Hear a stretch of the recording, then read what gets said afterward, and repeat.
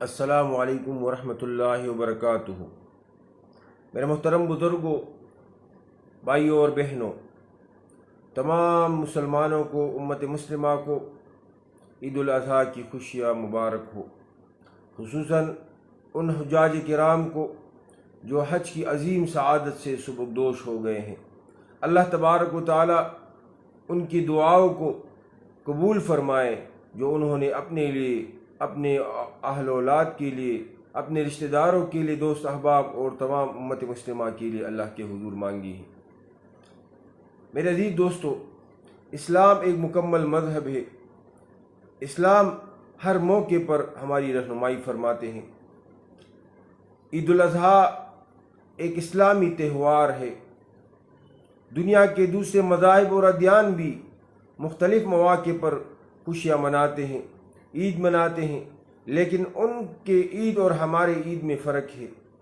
ان کے مذہبی تہوار کسی خاص موقع پر ہوتی ہیں، کسی موسم بہار کی آمد پر ہوتی ہے، کسی مذہبی سیاسی پیشوا کے پیدائش پر ہوتی ہے، ان کی وفات پر ہوتی ہے، کسی خاص واقعے کی نسبت سے ہوتی ہے۔ لیکن امت مسلمہ پوری دنیا میں، تمام امت مسلمہ سال میں 2 عید مناتے ہیں اور دونوں کی بنیاد عبادت پر ہے۔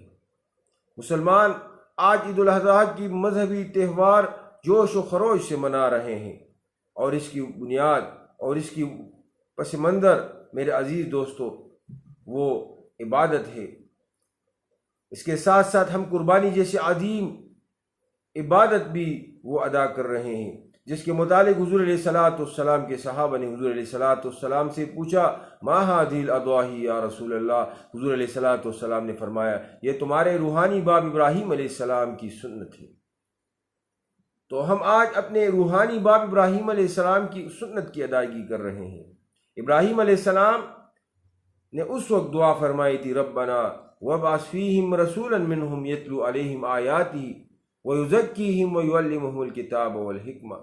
اے پروردگار، ان میں سے ایک رسول مبعوث فرما جو ان کو آپ کی آیات کو بیان فرمائے، جو ان کا تزکیہ فرمائے، ان کے اخلاقی رذائل، کینہ، حسد، بغض، جتنے روحانی بیماریاں ہیں ان سے پاک و صاف کر دے۔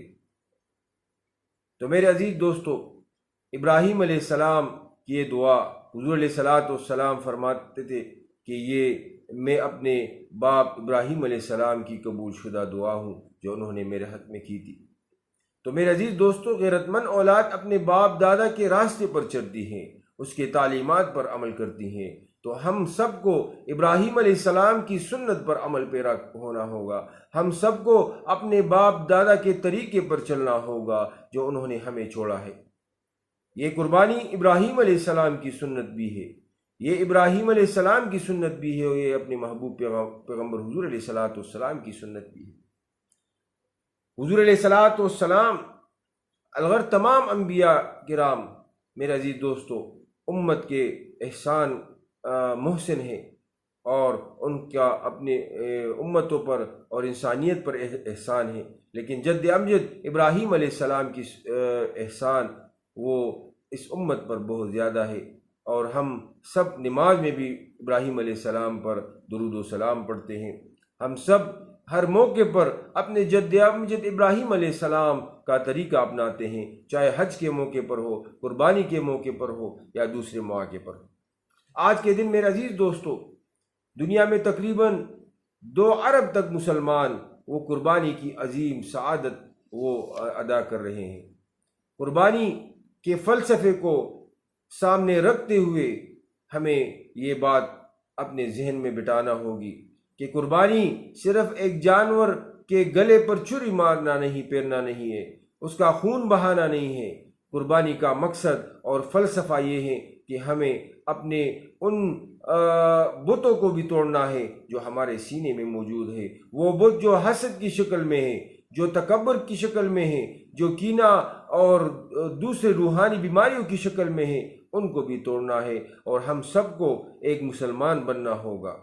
آج حجاج کرام، لاکھوں حجاج کرام وہ حج کی مناسک کی ادائیگی کے بعد سبکدوش ہو گئے ہیں، وہ حرمین میں موجود ہے، وہ عبادت میں مصروف ہے۔ میرے عزیز دوستو، یہ پوری عالم انسانیت کے لیے خصوصاً امت مسلمہ کے لیے اس میں ایک سبق ہے کہ تمام مسلمان کی مرکز وہ اور روحانیت وہ حرمین ہے۔ ایک پودا جس کے تنا ہوتا ہے، جس کے پتے ہوتے ہیں، جس میں پھول ہوتے ہیں، وہ ایک دوسرے کے ساتھ جب جڑے ہوتے ہیں تو تر و تازہ ہوتے ہیں، لیکن جب آپ ایک گلاب کے پودے سے وہ پھول ہٹا دے، وہ گلدستے میں رکھ دے تو وہ مرجھا جاتے ہیں۔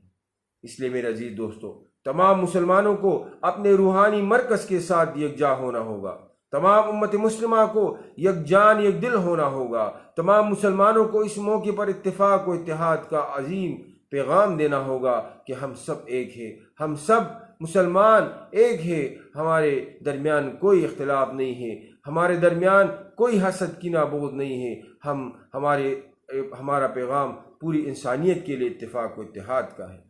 حضور علیہ السلام نے اپنے آخری حج کے خطبے میں فرمایا تھا، لا ترجعوا بعدی کفارا یضرب